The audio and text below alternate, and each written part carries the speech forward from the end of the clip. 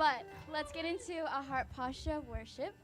And go ahead and stand, worship how you like, and just join with us as we sing to the Lord.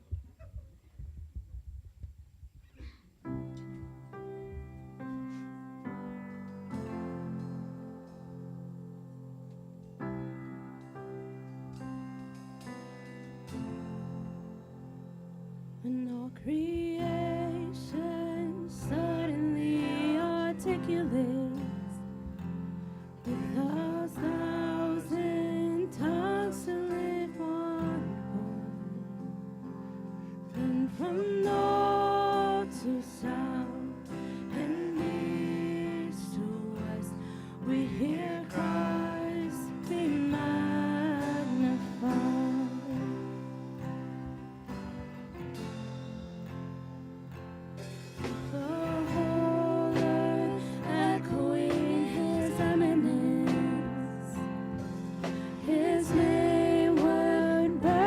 Sea and sky,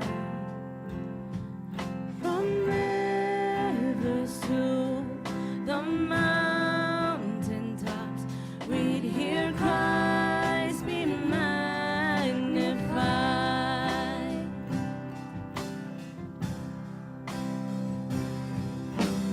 Oh, Christ be magnified, let His praise arise. Christ be magnified in me. Oh, Christ be magnified from the altar of my life. Christ be magnified in me.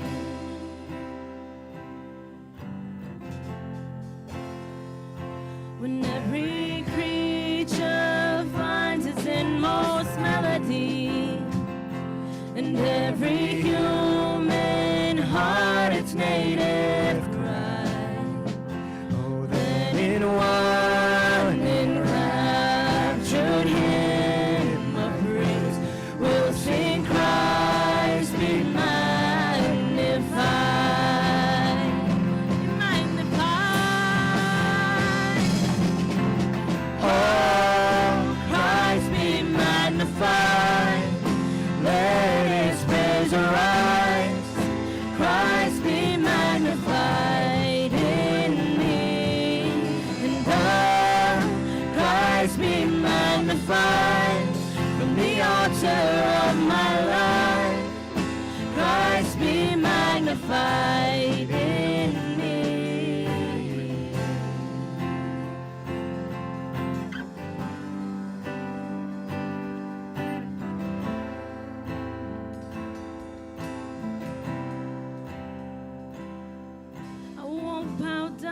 To idols, stand strong and worship you.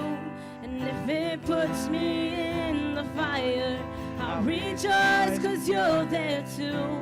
I won't be fooled by feelings, I hold fast to what is true.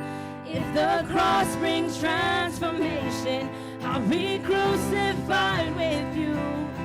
'Cause death is just the doorway into resurrection life. And if I join you in the sufferings, then I'll join you when you rise. And then we'll return in glory with all the angels and the saints. My heart will still be singing, my song will be the same.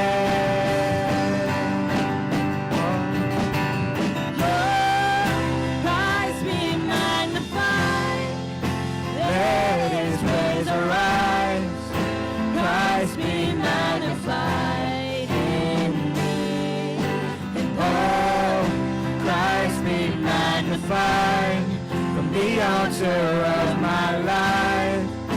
Christ be magnified in me. Oh, Christ be magnified, let His praise arise. Sing it with all your heart. Christ be magnified. All your heart to God. In me. Let Him hear you. Let Him hear Oh, your voice.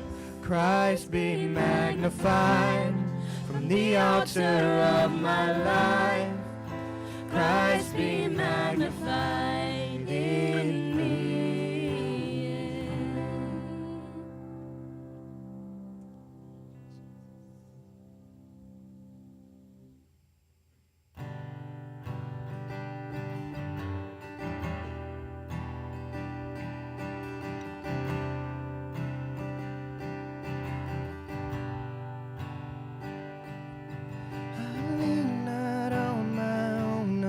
understanding.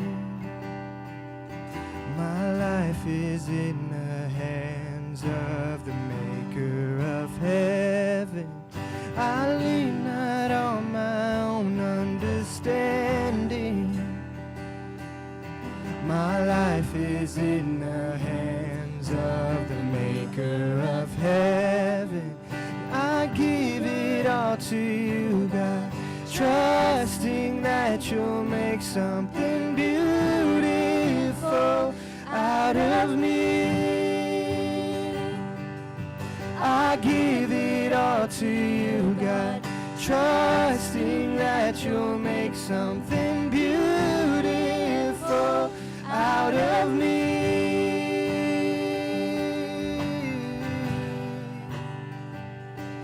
Oh,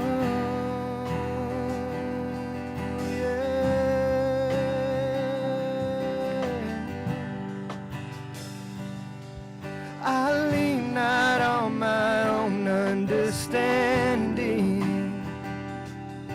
My life is in the hands of the maker of heaven. I lean not on my own understanding. My life is in the hands of the maker of heaven. I give it all to you, God, trusting that you'll make something beautiful out of me. I give it all to you, God, trusting that you'll make something beautiful out of me. I will climb this mountain with my hands wide open. I will climb this mountain with my hands wide open. I will climb this mountain with my hands wide open. I will climb this mountain with my hands wide open. I will climb this mountain with my hands wide open. I will climb this mountain with my hands. Nothing I hold on to. There's nothing I hold on to. There's nothing I hold on to. There's nothing I hold on to. There's nothing I hold on to. No, there's nothing I hold on to. There's nothing I hold on to. There's nothing I hold on to. I lean not on my own understanding. My life is in the hands of the maker of heaven. I lean not on my own understanding. My life is in the hands of the maker of heaven. I give it all to you, God, trusting that you'll make something beautiful out of me. I give it all to you, God, trusting that you'll make something beautiful out of me.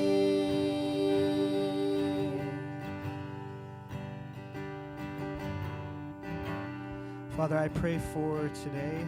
I pray for that tonight would just give you glory, that you would be lifted up in this place, and that you would just be with Jocelyn as she comes and teaches today, as she brings the word. Father, I pray that we would take something away from it, and that we could apply it practically into our lives. And then first and foremost, that we would just grow in our intimacy with you, being closer with you, and laying down all these things to you. Father, I pray this in Jesus' name, amen.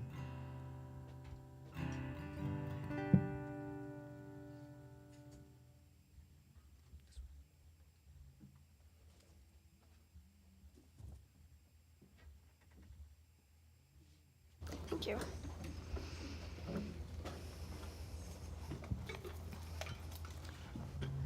you. Ooh. Hello, friends. I'm going to try to scoot this over, hee hee. And that's feedback. How lovely. Well, I hope y'all are having a good Thursday. Thank y'all for coming. So we as campus missionaries get tasked every school year to come and speak to y'all at Renew. So this is a first for me, but I am very excited to do it. Thank you, Brianna. Appreciate it. And so I got asked to do Renew, right? And so I was like, what do I even talk about? There's so many things to talk about. And I was like, well, I could do what I'm doing this, or I could do this. And I was like, all these different thoughts came into my head. And then I was like, you know what? Let me ask some people who've done this before. So then I went and asked some of my friends, and I was like, hey guys, like, what do you think I should do? And they're like, well, what has the Lord been teaching you in your life? And I was like, so many things. Like, I can't pick just one. And they're like, well, pick one and talk about it. And so I was like, reviewing, and I'm like, okay, well, I've learned so many different things. How do I pick one? So I was like, well, let me look at my journal and my Bible. I bought this lovely purple Bible about a year ago, and I have been looking at all the notes that I had been putting in it as I've been reading in my personal reading time. And one of the common themes that I had been noticing when I was reading the Word was the topic of pride. And I went, that's a good one. And I was reflecting through my life and my time in college. For those of you who do not know me super well, I did go to school here. I went to school here for 5 years and got my architecture degree last May. Thank you. And so I remember starting school and everything being crazy, and like I was reflecting back where I was like where I am right now to where I was back in the fall of 2019. And I was like, wow, I have changed a lot. I am not where I thought I would be.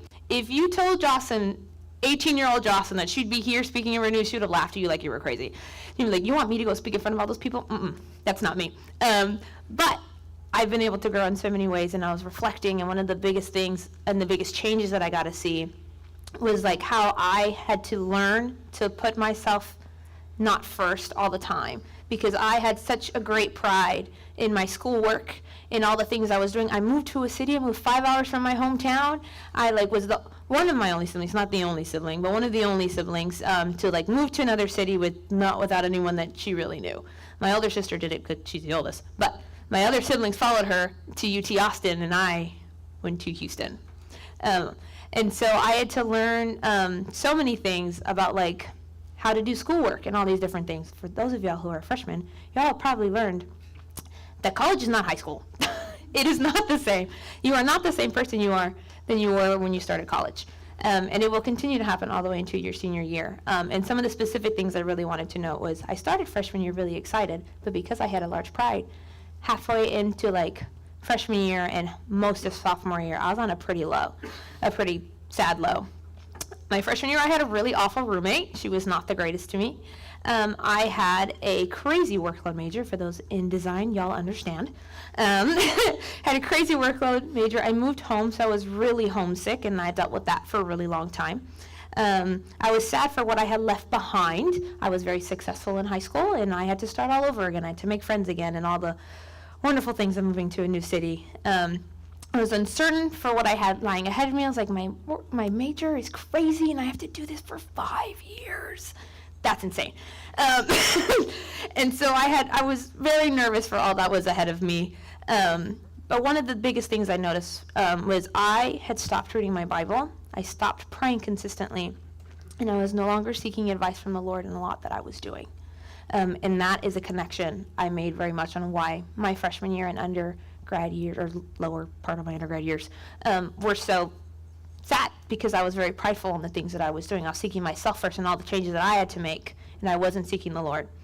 But I had great guidance and great friends and a great God who helped me get through a lot of it. So I ended my super senior year on a high. And some of the things that had changed is I had a lovely roommate. Shout out to Kayla.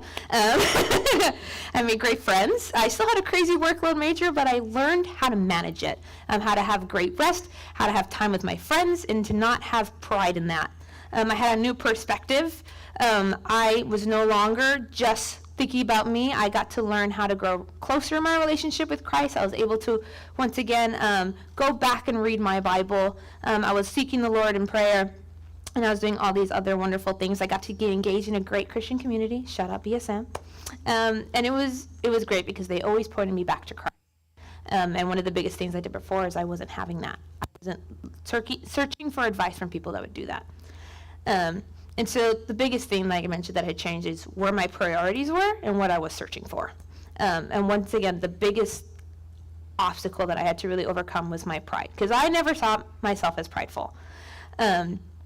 I thought pride was just like people boastful, and I was like, I'm not those things. I do everything just fine. I'm humble. I get my work done. I don't talk about it all the time, but I was very prideful in the way that I spent my time and where I was thinking.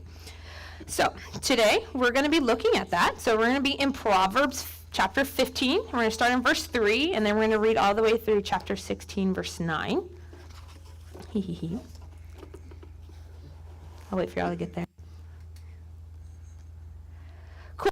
So, starting in verse 3. The eyes of the Lord are everywhere, observing the wicked and the good. The tongue that heals is a tree of life, but a devious tongue breaks the spirit. A fool despises his father's discipline, but a person who accepts correction is sensible.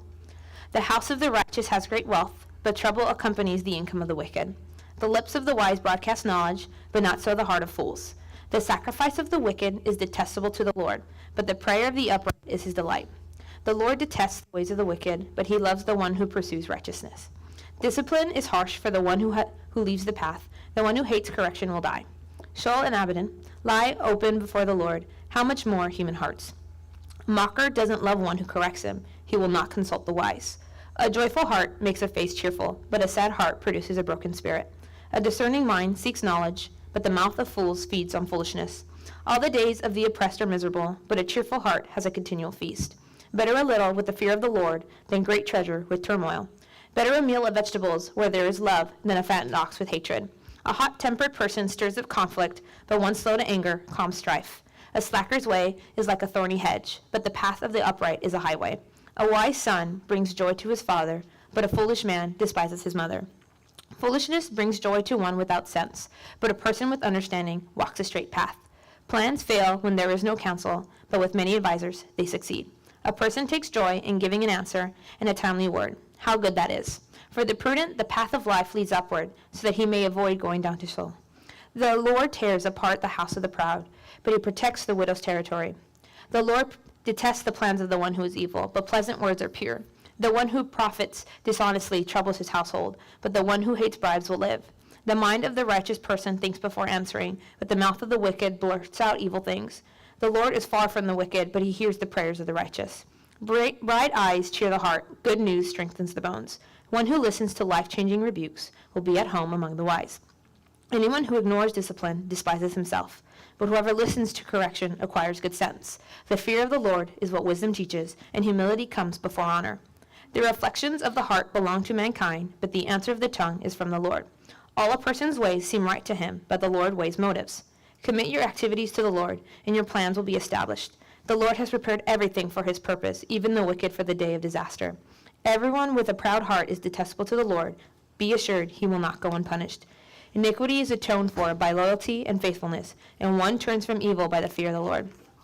When a person's ways please the Lord, he makes even his enemies to be at peace with him. Better a little with righteousness than great income with injustice. A person's heart plans his ways, but the Lord determines his steps. So there was a lot there. Proverbs is kind of long, but I kind of wanted to include a lot of it because there's a lot of stuff that goes into pride. Pride is just not just like one thing that affects one part of life. But when reading this, one of the biggest things that I noticed is humility and wisdom are always together. Proverbs talks a lot about wisdom and how to gain it, and things to do and what not to do. And so that is an exact together, is you can't untwine humility and wisdom. You can't be prideful and have wisdom. And so like in Proverbs 15 verse 7, it says, the lips of the wise broadcast knowledge, but not so the heart of fools. Well, let's see. There is no room for pride and wisdom because you can't separate wisdom and humility. You need to be humble to understand that we never stop learning and that we don't have the strength or ability to do it all. How can we gain the necessary knowledge to gain wisdom when we refuse to acknowledge that we need help? I refused to acknowledge that I needed help my freshman year of college. I thought I had it all down. I was very successful in high school, and I went, I don't need anything. People who were older than me gave me advice, and I refused to listen to it. That was not smart. That was not wise. So we're talking about like gaining knowledge and gaining wisdom. How does one gain knowledge? You stop and listen. Listen. That's the biggest thing. Truly hear the words that are being spoken to you in your quiet time or from friends, family, or your mentors. They have things to say. Listen to them and actually take it into consideration. Proverbs 15:33 says, "The fear of the Lord is what wisdom teaches, and humility comes before honor." That is the big verse that I really, really, really wanted to focus on. I hope it sticks with y'all. Is humility and a fear of the Lord are prerequisites for gaining true wisdom and knowledge. We honor the Lord when we go to him first and seek him for strength and the knowledge we require. So we're talking a lot about pride, and we're talking about humility and wisdom, how they go together. So we know that pride can't fit in there. But what are some things that pride does? Pride will ruin your relationships. When you put yourself first, you will ruin your relationships. It might not be like super big, but certain things will slowly creep in and slowly creep in and slowly creep in until it falls apart. And the biggest thing is your relationship with Christ. If you put yourself first, you will not grow in your relationship with Christ. A relationship, both human and spiritual, are affected by the effort we put into them. So if you're only focusing on yourself and you're not spending time in the Word and you're not speaking to the Lord through prayer, then how are you supposed to learn anything? How are you supposed to grow in your relationship with him? Your pride tries to convince you that you know it all or that you have too many things you got to do. But you got to do it. You got to make the time. That was one of the biggest things I had to learn is I had a crazy major and I thought, I can't do all that stuff. I have so many things I got to do. I'll just do it on my own time. I know what I know. And it got me nowhere. I didn't grow in my relationship. I stayed stagnant because I wasn't giving God my time. I wasn't praying consistently. I only prayed when I needed him or when I was at a really, really down low. Like I needed to do more than that. I needed to consistently talk to him. You cannot have a relationship without communication, and that just goes for all relationships. So why do we do that with God? We need to have a communication with him.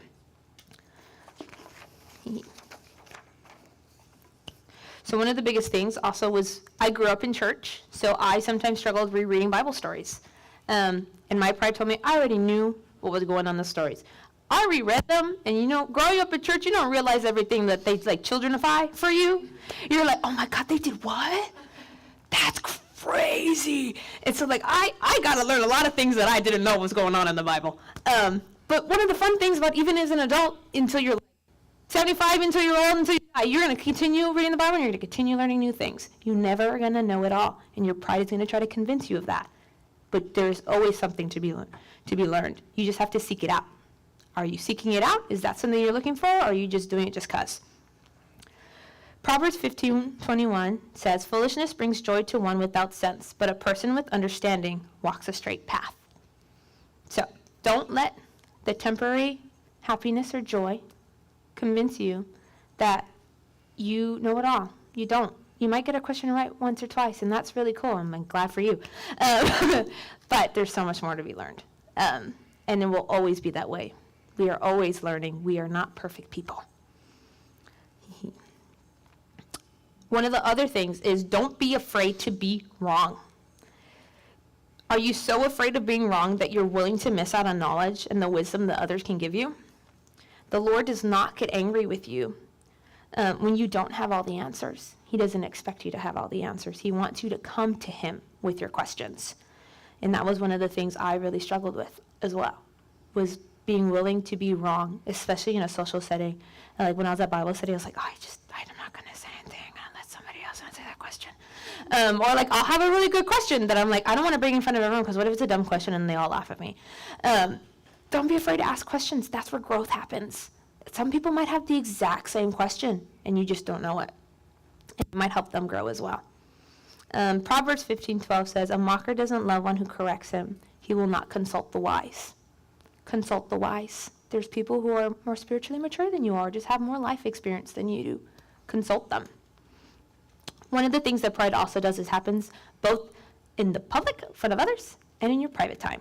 It's not just something that disappears when you're around people. Like how I talked about earlier, I thought pride was just when you're arrogant and all that stuff. It happens in your own mentality. It's a deeper mentality. Your heart posture, though, is what truly defines if an action or speech is really humble. Humility is a heart posture, not an action. Just because you're like, oh yeah, like, say you like won something, you're like, oh yeah, like, thanks be to God, it wasn't on me. You don't really mean it. That's not humility, that's a false humility. You're just doing it to get people pleasing, and that's not what we're doing. We want to actually be humble in all that we do. When we say those things, we want to mean those things. We want to actually point people to God. We don't want to point people to a religion. We want to point people to God. Empty words and actions without the heart to back it up are nothing but a false sense of humility. The Lord knows your heart. You can't hide anything from him. And if you're trying to hide something from him, you probably shouldn't be doing it. And maybe there's something that needs to be corrected there. But the Lord knows your heart. So just also take comfort in that. And that if you're doing something, that you're saying something, he knows what your true intention is. You don't have to be perfect all the time. Be like, oh, but like, what if I didn't say when I actually meant to, like, really give the glory to God? Like, no, that's okay. Like, you're not expected to be perfect. But just make sure your heart is always pointed in the right direction. Proverbs 15:3 says, the eyes of the Lord are everywhere, observing the wicked and the good. Proverbs 15:11 says, Sheol and Abaddon lie open before the Lord. How much more human hearts? So that just talks about how much the Lord can really see into your heart, because Sheol is the grave and Abaddon is the place of destruction. So if he can see into those things, why wouldn't he be able to see in your heart? Why wouldn't he be able to see where your heart is pointing to, and if you're actually searching for him and looking for him in all that you do? One of the biggest things also about not having pride overcome you in your private time is being honest in your conversations with the Lord. Ask him your questions and bring him your wants. Remember what I said earlier? Communication. Do it. Ask him for things that you want. Just because you're like, I don't want to be prideful. Lord, let it be your way and only your way. You can ask him for things. You can bring your sincere wants to him. God still loves you, and he has great things planned for you. Doesn't always mean like, oh, you're going to be happy 24/7. But he does want good things for you. He wants you to feel loved. There is a humility in our honesty with God about what we want. But being humble in our wants is okay, as long as we're okay with the answers the Lord gives us. We can get not what we desired, but be okay with it. Doesn't mean we'll always be happy with it, but we need to learn to trust God in it. Pride is when you get angry with the answer that you've been given, and you try to take the reins and do it in your own control. You need to be humble enough to know that you don't have the control to even take the reins. You don't have the power to do that. And you need to be okay with what the Lord's answer is. It might be a process. It's not immediate. But that's where trusting in God comes in, and being humble and not letting your pride take over. True joy comes from the Lord and not man or money. Pride will try to tell you this is the opposite. Proverbs 15:16 says, better a little with the fear of the Lord than great treasures with turmoil. Who are we trying to please when we aren't being truthful? And are we trying to please man with our word and our actions? Have a wisdom behind closed doors. Don't let pride of acceptance take over. It says that the Lord will punish pride. Proverbs 16, verses 4-5. The Lord has prepared everything for his purpose, even the wicked for the day of disaster. Everyone with a proud heart is detestable to the Lord. Be assured, he will not go unpunished. One of the biggest things pride thrives on is self-isolation. Live in the community God designed for you. He didn't want you to do it alone. He helped create tools to build you up. We keep on talking about the ways pride affects us, and the greatest way, once again, is through isolation. You are most vulnerable when you're alone. When we're alone, we tend to think only about us and how we do things. We don't see what we're doing wrong always. Sometimes we go down the rabbit hole and we're like, oh, all these different things, and you're like, no, I was fine, I was right. We get stuck in the little trap of trying to defend ourselves. We're built that way. We want to defend ourselves. No one wants to be in the wrong. Proverbs 18:1 says, one who isolates himself pursues selfish desires. He rebels against all sound wisdom. Proverbs 15:22 says, plans fail when there is no counsel, but with many advisors, they succeed. There are so many people who have more experience than you are. We are very young. We do not have all the answers. I don't know why we like to think that. We don't. And there's those who are also just spiritually more mature. That might be someone who's older than you. That also might be someone younger than you. But we have resources. That's what community is. That's also why we are so big on, like, get involved in a church. As Shannon always says, you need old people speaking wisdom in you, and you need young people speaking truth in your life. You need both. You are not designed to do it alone. That's not how we were built. We are selfish, and so we need other people to help speak some truth and light into our lives. How does community help you? They help give you advice and guidance when they notice you are going astray or lost. When we are younger, we only see discipline as something we receive from our parents or elders, but as we get older, how we receive correction changes. It's not always from someone who's older than you. It's not always from someone who's higher up than you. Sometimes your friend might come up to you and be like, hey, Jocelyn, you did this thing, and, like, it wasn't the greatest. And they'll be truthful with me in that. And I need to be willing to accept that. I need to learn that I might make a mistake and that what I might have said or did was wrong. It might have hurt someone's feelings. It might have just plain up just not been great. But discipline can come from your community. You can learn from the people around you. You can also just learn from the actions that you see from others. Like a lot of us, I'm sure you saw your siblings do something and they got in trouble and you're like, don't do that. That will get you in big trouble. Like, you don't do that. So you can learn from your community, and discipline can learn as you get older. That is, I think, commonly a misconception a lot of us have as we get into colleges. We don't realize that discipline changes a little bit. We don't have someone like pointing the finger at us and having authority over us like our parents do when we're growing up. But your community can help discipline you, and discipline is an act of love. Do not be afraid to be wrong, and be happy when your friend feels comfortable enough to bring up something that they noticed in you. It's not a good sign when nobody wants to tell you what you're doing wrong, because that might be a sign that you've been very prideful and very defensive about what's been going on in your life. If a friend feels comfortable enough to bring something up to you, it's because they love you and they think you'll take their advice and they think you'll listen to what they have to say. So be happy in that. Don't be immediately like, why would you say that to me? That's crazy. No, would never do that. Give me an example. Like, don't do that. We are not perfect and we are not expected to be. So be willing to get an outside perspective and allow the Lord to use your community to impart wisdom on you. We always talk about how the Lord can speak through us when sharing our testimony in the gospel to strangers. So why do we think that he can't do it with our friends in our lives? Proverbs 16:2 says, all a person's ways seem right to him, but the Lord weighs motives. So once again, heart posture. So we always see what we think, so community can help combat that.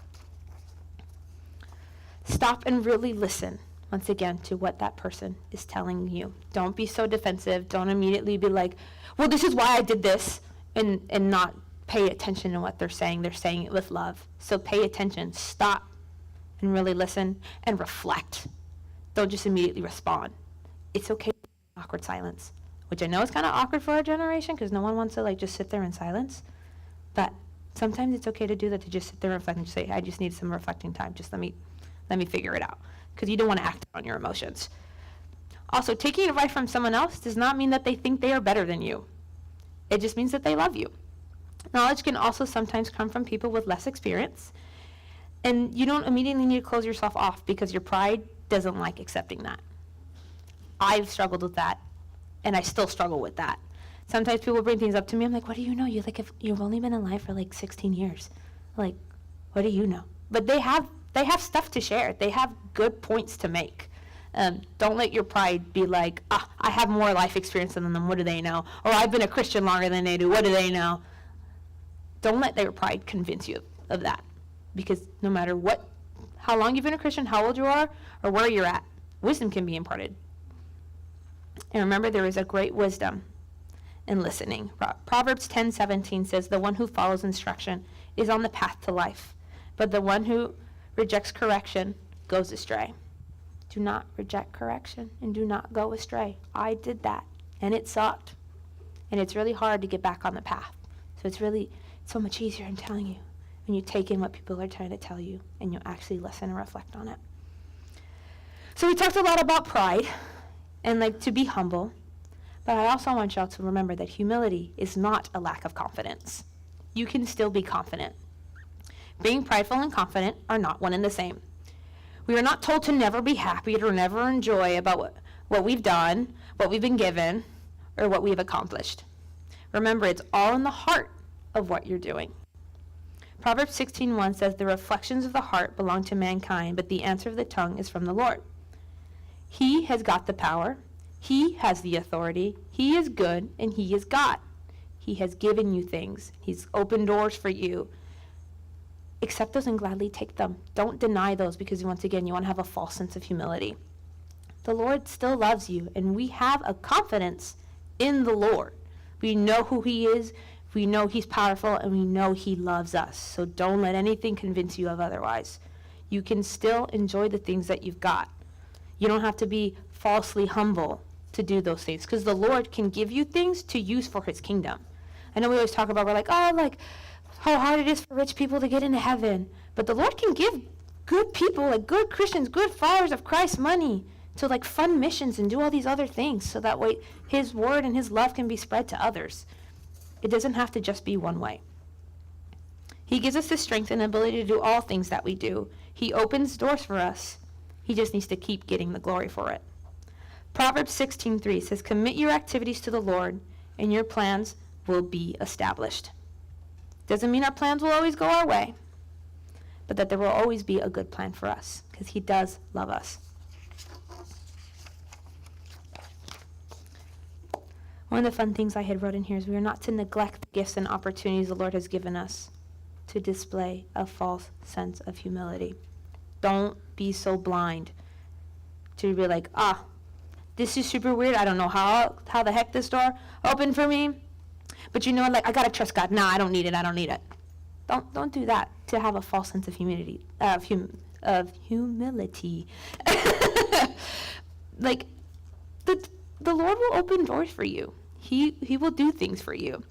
He did that for me in my car. I was not expecting to get a car. Guys, I should not have a car. I really shouldn't. I don't make enough money.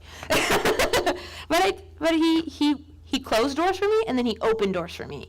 And because he closed and opened them in the way he did, I can say that car was given to me by God. Like, I should not have that car, but he blessed me with it. But I thank God for it. And in that way, we could stay humble in doing those things. Humility also, one of the biggest things, guys, is a self-discipline. You need to continue working at it. You are going to struggle with pride all your life. And it sucks, but it's something that's true. We are going to always want to put ourselves first. We're going to always want to do things our ways, and we're always going to want things to happen the way we want them to happen. Like, that doesn't make me happy. I don't like that. I'm not going to do that. We need to go and move forward and move past that. Being humble also doesn't mean waiting around till someone tells you that you're doing something wrong. If you know you're doing something wrong, fix it. Why do you have to wait for someone to do that to you? Or not do that to you, but tell you. Like, why do you gotta wait for that? If you know what you're doing is wrong, you need to fix it. It takes an action on your part. If someone tells you something, same thing. It takes an action on your part. Reflect and move forward. It's not also just like moping around and be like, someone told me this and this is crazy, now I have to fix it. Like, move it, take action, fix that thing, get it done. It might be a process, but you need to get it done. Self-discipline is just as important as receiving the words from others. You need to go and do it yourself. We know when we mess up, and we know how to correct those things. If you don't know how to correct those things, once again, use your community. Ask people around you. You're like, I've been really struggling with this thing, and I don't know how to fix it. When you share that with others, they can help you learn how to do that, and they can help you see God in that as well, which is the biggest thing. If someone brings something up to you, it is also your responsibility to make that change yourself. You do not have to expect them to tell you every single time that they see it in you. If you know it's something you do, you need to look out for it, and you need to make that change yourself. They can help you with that, but they can't change it for you. One of the biggest things a lot of your staff will tell you is when our college students tell us they don't eat or sleep, and we're like, eat and sleep, and you're like, oh yeah, no, I know, and then you don't do it. It's like, bruh, like, come on, like, I want you to be better. Like, be better than I was. And they're like, no, yeah, I get it. Doesn't eat. So it's up to y'all. I mean, y'all get it. I had to learn that the hard way. You know how many times people told me to eat food and I didn't want to eat food or get sleep? Because I'm like, yeah, I got so many other things I got to get done. Rogelio's nodding his head because he was one of those people. I was told to do all these things, but I didn't make the change. I didn't get to experience the benefit of those conversations until I took the action myself. But I was stuck in my, like, I know what I'm doing. that I didn't want to accept that advice. So just remember that it's your responsibility to make the change when someone brings things up to you. Proverbs 23:12 says, apply yourself to discipline and listen to words of knowledge. One of the greatest things about self-discipline is creating habits that will help remind you of where to look first, what to do, and what not to do. Like the things I mentioned earlier, one of the things I needed to work on from my freshman year to where I am now and even forward is continually reading my Bible, praying frequently, engaging in discipleship, and more. There was so much more that I could have been doing to continue growing myself in my relationship with Christ, but I refused to do it my freshman year because I thought I knew it all. Don't let that cloud your judgment, because it can take you down a really hard path and one that you don't need to walk on. The biggest thing, once again, verse I wanted y'all to take with you was the fear of the Lord is what wisdom teaches, and humility comes before honor. Honor the Lord with your humility in all that you do. Make sure your heart posture is where it needs to be in what you are doing. And make sure you're not putting yourself first when you're speaking or your actions. You can take care of yourself. Don't say that I'm not allowed. I'm telling you, you can't do that. But make sure you know where your heart's at and where it's pointing to. Yeah, if y'all would bow your heads and pray with me. Jesus, just thank you for this opportunity to gather in community, Lord. I just thank you for all the wonderful individuals that you've put here today, Lord. Thank you for working in their lives, and thank you for creating them and just for doing wonderful things in all of them. I pray that you be with each and every one of them, Lord. May you keep them safe, Lord. May you continue growing them in their relationship with you, Lord. May they continue seeking you for that relationship, Lord. May their pride not get in the way of their growing relationship with you, Lord. May you help them with their struggles, Lord. May they continually pray in you. May they find you while reading your word, Lord. I pray that you just help them in all that they do, Lord. May you protect them and keep them and continue moving in their lives and on this campus. In Jesus' name I pray. Amen.